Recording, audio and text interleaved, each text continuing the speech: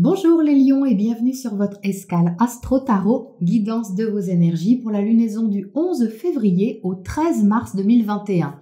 La nouvelle lune du 11 février en Verseau est importante pour vous les lions puisqu'elle a lieu dans votre secteur opposé, ce qui veut dire que cette lunaison va être axée sur l'autre ou les autres d'une façon plus marquée et significative pour vous. Pas seulement parce que le Soleil et la Lune s'y trouvent, mais aussi parce qu'on a Mercure, Vénus, Jupiter et Saturne, donc ça fait beaucoup de monde. Alors comment se présente cette énergie pour vous? Eh bien tout d'abord, la nouvelle Lune est en aspect de tension à Mars, planète de l'action. Il y a donc un défi à relever au niveau de votre carrière, statut, position sociale, qui implique aussi votre position relationnelle. Alors peut-être que vous allez être invité à assumer davantage de responsabilités provoquées justement par Saturne et Jupiter. Saturne, dans votre secteur opposé, vous demande du sérieux dans vos engagements, un sens pratique et réaliste dans vos relations, alors que Jupiter, lui, apporte une expansion. Et comme il est conjoint à Vénus, eh bien ça peut apporter un effet loupe sur la façon dont vous vous engagez affectivement ou financièrement avec l'autre. Mercure, planète de la communication, est rétrograde. Il va vous demander de revoir quelque chose, un contrat par exemple, ou une façon de vous exprimer et de communiquer. Il y a un ajustement à faire, ou plutôt un réajustement, car la thématique concernée, si elle n'est peut-être pas nouvelle, apporte tout de même quelque chose de nouveau ou de différent qu'il faudra prendre en compte. Le maître de cette lunaison, c'est Uranus, planète du renouveau et de la liberté. Il est dans votre secteur carrière et tout ce qui symbolise votre destinée et votre façon de vous réaliser. En carré à Jupiter-Saturne, il y a donc bien une nouvelle donne importante dans votre vie, comme une redistribution des cartes en quelque sorte. L'invitation est donc d'aller dans le sens du courant et de la nouveauté et de co-créer avec ces énergies remuantes. Vous le ressentirez davantage sur la première semaine du cycle, qui demandera plusieurs adaptations. Le 19 février, le Soleil entrera alors en Poisson, tandis que Mercure reprendra sa marche directe le 20. Alors après avoir passé une étape de réflexion, vous pourrez mieux proposer vos idées et la communication passera mieux également. Vous commencerez à préparer une phase de transition qui vous invitera à vous connecter davantage à votre ressenti. Le 25 février, double aspect, un trigone Mars-Pluton qui vous donnera persévérance et endurance pour transformer une habitude, une façon de travailler ou de gérer votre quotidien. D'un autre côté, le sextile Soleil-Uranus sera encourageant dans le sens de la nouveauté pour peu que vous arriviez à lâcher ce qui doit être lâché. La pleine lune du 27 février dans l'axe Vierge-Poisson insistera là-dessus justement. Son bel aspect à Uranus vous invitera à libérer ce qui doit l'être en vous proposant une transition concrète. Qu'avez-vous à garder les lions? Qu'avez-vous à perdre? Qu'avez-vous à construire et qu'avez-vous à laisser partir? Vénus, planète de l'amour, des sentiments et des valeurs, entrera en Poisson sur cette pleine lune, stimulant la façon dont vous vous investissez et dont vous partagez les choses qui vous tiennent à cœur, même secrètes.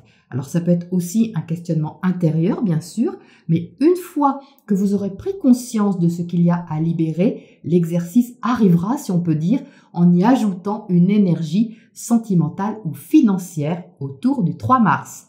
Le 5 mars, la conjonction Mercure-Jupiter peut officialiser quelque chose de relationnel, contrat, décision, dans un sens libérateur. Mars entrera alors en Gémeaux à partir du 5 mars et ça vous ira très bien les lions car cette planète vous donnera une belle énergie pour faire avancer vos projets, votre réseau amical et social, vos contacts, pour vous propulser vers un avenir que vous aurez sûrement redéfini autrement. Et s'il y a quelque chose à apprendre ou réapprendre, vous aurez l'énergie pour vous lancer d'une façon ou d'une autre vers ce qui vous motive. Voilà les lions pour votre météo astro et on passe au tirage pour les précisions. Alors les lions, voici votre tirage donc pour cette lunaison. Donc c'est intéressant parce que sur la lunaison dernière, dans votre dernier tirage, vous aviez la mort qui est là dans cette position basse. Ça veut dire que ce que vous aviez en vous au niveau de la transformation nécessaire à apporter, eh bien ça a évolué, ça a cheminé Et on va dire que cette énergie est maintenant activée au grand jour, hein, si on peut dire, puisqu'elle se trouve tout là-haut. Donc il y a un changement important, il y a un renouveau important sur ce cycle lunaire et c'est bien confirmé ici. Vous entrez avec la reine d'épée dans le tirage. Donc la reine d'épée vous aide à garder du discernement, de la logique, de la lucidité sur la situation ou l'expérience que vous traversez, quelle que soit cette expérience. Avec la reine d'épée, vous avez une envie et un besoin même de garder l'esprit clair, l'esprit aussi de décider ce qui doit l'être pour ne pas subir, mais pour rester maître de la situation et de la façon dont vous gérez ou voulez gérer votre vie. Et il y a un tournant décisif, puisqu'on a la mort juste à côté. La mort, c'est la fin d'un cycle pour renaître à autre chose. C'est quelque chose qui doit se terminer. Vous savez que ça doit se terminer. Ce n'est pas une surprise sur cette lunaison, les lions, n'ayez pas peur, vous le savez déjà. Et ça touche vraiment quelque chose d'important au niveau de votre vie en général, soit au niveau professionnel, soit au niveau de votre statut, de votre réalisation sociale, de la façon dont vous vous réalisez à l'extérieur. Et cette mort qui est là, elle est suivie justement d'une renaissance, puisqu'on a le fou en dessous. Donc le fou, c'est clairement un nouveau départ, un élan vers une nouvelle aventure inconnue, mais qui vous inspire. Ce fou ici, il est inspiré, et il est inspiré par quoi? Eh bien par vos émotions. Donc ce tirage ne parle pas tellement de finances, il ne parle pas tellement de l'aspect matériel de la situation quelle qu'elle soit, mais il parle plutôt de l'aspect relationnel ou émotionnel de ce qui vous traverse. Parce que le fou, vous voyez, est encadré par deux énergies de coupe, donc de sentiments, d'émotions, le 10 d'un côté et le roi de l'autre. Donc là, c'est cet axe relationnel que je viens de souligner en intro, qui ressort, vous voyez, de façon significative ici, et qui vous motive vraiment fortement, parce qu'avec le 10 de coupe en dessous de la reine d'épée, vous avez envie de croire en quelque chose, alors quelle que soit cette chose, de croire dans une relation, de croire dans un partenariat, un projet, un contrat, une direction. Il y a quelque chose qui vous inspire, qui vous fait sortir ici de votre réserve, ou plutôt de votre zone de confort, pour tenter quelque chose. Il y a de l'audace ici avec le fou, il y a du courage aussi, mais c'est plus une envie qui est portée par la pure émotion, par le sentiment. Soit parce que vous aimez quelque chose ou quelqu'un, soit parce que vous mettez du cœur, vous avez envie de mettre du cœur dans une situation, un partenariat, une alliance, un contrat, une activité ou tout autre projet, même si c'est amical. Là, je parle vraiment au sens large, ce n'est pas forcément amoureux, ça peut, mais transposer cette énergie à ce que vous vivez vraiment. Mais quelle que soit la façon dont c'est vécu, c'est une énergie qui est assez forte pour vous tirer à l'extérieur et surtout à l'extérieur de vous-même. C'est très symbolique puisque le fou ici, il s'élance vers quelque chose avec un certain idéalisme puisqu'il y a le 10 de coupe sans savoir vraiment ce que ça va donner ensuite. Donc ça a ses avantages et ça a aussi ses inconvénients. L'avantage, c'est que vous vous mettez en mouvement, donc ça c'est très positif, que vous avez ce désir de changer quelque chose et que vous gardez l'esprit synthétique, analytique et logique pour le faire. Ça, c'est très bien. D'un autre côté, vous allez, je pense, avec cet émotionnel, être plus vulnérable. Ça, ce n'est pas un inconvénient majeur, sauf si l'énergie est mal utilisée. Et là, vous avez le 7 de bâton en dessous qui va un peu protéger cette énergie-là, justement. Le 7 de bâton vous maintient un petit peu sur la défensive, mais ce n'est pas une défensive qui est agressive ou réactive. Je ressens plutôt cette énergie comme une autoprotection, d'une part de votre vulnérabilité qui est là, et d'autre part, vous avez aussi envie de défendre vos idéaux qui sont ici symbolisés par ce 10 de coupe. Donc il y a un juste milieu, on va dire, à trouver entre votre envie de croire vraiment dans quelque chose de très épanouissant pour vous, et peut-être un côté plus secret, plus inquiet, qui peut venir vous titiller un petit peu, mais que vous n'avez pas l'intention de laisser vous submerger. Et ça, c'est positif justement, parce qu'on a ici dans votre tirage une combativité, mais qui est une combativité menée avec l'intelligence du cœur. Ce n'est pas une combativité guerrière, c'est une sorte de résolution maîtrisée des choses. vous savez, vous changez, vous décidez, et ce qui se passe en vous, ça vous regarde et vous en faites votre affaire. À l'extérieur, vous ne montrez pas forcément la même chose que ce qui se passe à l'intérieur de vous. Vous pouvez vous montrer confiant, vous pouvez montrer même une position assez décidée, assez logique sur la situation, et ne pas dévoiler justement tout ce que vous ressentez avec cette lune au creux de vous, et qui peut être vraiment très importante sur ce cycle lunaire au niveau de l'intensité émotionnelle.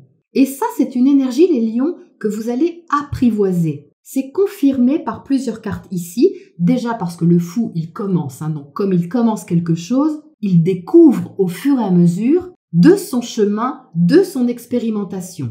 C'est l'élan premier. Donc évidemment, quand on commence, on a beau avoir des idées précises sur la chose et même une tête bien faite, ça n'empêche qu'au niveau émotionnel, vous ne savez pas forcément ce que vous allez ressentir au fur et à mesure du chemin. Donc ça, vous allez l'apprivoiser. Et ensuite, parce qu'on a deux pages ici, le page d'épée et le page de bâton, vous voyez que ce sont deux énergies qui sont juvéniles et qui montrent justement que quelque chose n'est pas encore maîtrisé. C'est en cours, ça vient de commencer, c'est nouveau et ça demande ajustement. Ça demande ajustement à quel niveau? Eh bien, au niveau du mental pour le page d'épée et au niveau de l'action pour le page de bâton.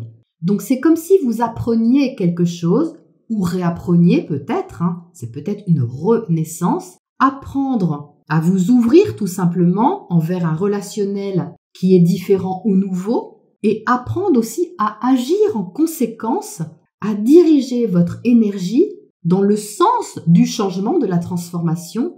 Mais comme c'est nouveau, vous voyez, eh bien vous vous trouvez un peu dans une position d'apprentissage et d'ouverture à une énergie un peu inconnue. Dans votre secteur relationnel, on trouve ce roi de coupe et ça c'est une magnifique énergie sentimentale, affective et émotionnelle qui est très douce. Le roi de coupe est relié à la grandeur de ses sentiments. Il est aussi connecté à l'intuition, à la bienveillance, ce qui donne une énergie relationnelle ici axée sur le besoin d'être en interaction par le cœur, dans l'harmonie, la meilleure harmonie possible et clairement dans une ouverture à l'autre. C'est le conseil en tout cas. Mais ça, c'est peut-être nouveau justement pour vous, quelle que soit la façon, parce que ça demande à changer quelque chose. On a vraiment une transformation ici, profonde.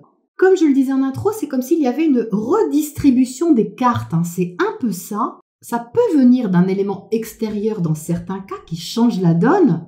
Mais quelle que soit la façon dont vous expérimentez cette fin de cycle importante ici, c'est vraiment une occasion pour vous de guérir aussi du passé et de vous ouvrir d'une façon nouvelle à la vie, à la relation quelle qu'elle soit, et à l'autre ou aux autres. Cette lune ici fait aussi référence au passé dans cette position-là. Ça peut être un passé proche comme un passé plus lointain, mais on sent bien ici qu'il peut y avoir une petite résistance parce que vous pourriez être tenté inconsciemment de retomber dans des automatismes passés et même des mécanismes de défense liés au passé. Mais là, sur ce cycle lunaire, l'invitation, c'est de guérir de ça, d'en prendre conscience, mais de transmuter un petit peu cette vulnérabilité pour en faire une force, et je dirais même plus pour apprendre à en faire une force, puisque vous êtes ici avec les deux petites pages. Et si vous allez dans le sens de ce courant-là, les lions, eh bien ça peut vous ouvrir vraiment à quelque chose de nouveau, d'inexpérimenté, qui peut vous apprendre beaucoup de choses même sur vous-même. Donc tout dépendra comment vous accueillerez cette énergie en vous et ce que vous en ferez, parce que vous n'allez pas pouvoir passer à côté de tout cet amas planétaire en Verseau en face de vous qui va vous questionner sur votre façon d'être en relation à l'autre ou aux autres. Ça, c'est vraiment très clair ici et c'est le moment de vous ouvrir à ça. Alors, qu'est-ce qu'on a sur cette mort là-haut pour commencer cette transformation importante, ce virage, cette fin de cycle ?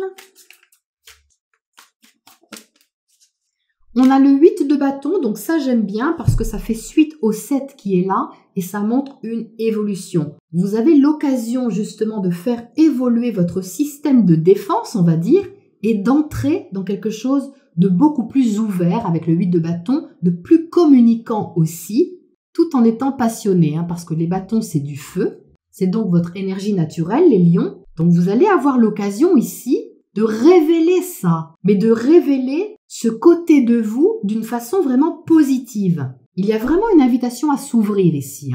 Ouvrir vos horizons, ouvrir les échanges, ouvrir le dialogue. On a beaucoup d'actions ici, du mouvement, de l'action, quelque chose qui s'accélère un peu. Et c'est pas étonnant de le trouver à côté de la mort ici, parce que vous avez Uranus en haut de votre carte zodiacale, qui secoue un peu votre vie, votre carrière depuis quelques mois et qui peut vous pousser justement à accélérer un peu le mouvement. Tout ça pour vous éveiller à autre chose, c'est pas dans un autre but que celui-là. Qu'est-ce qu'on a à côté de ce roi de coupe ici à droite dans le secteur relationnel? On a le 4 de bâton, alors ça c'est évident puisque ça parle vraiment de votre façon de vous engager envers l'autre.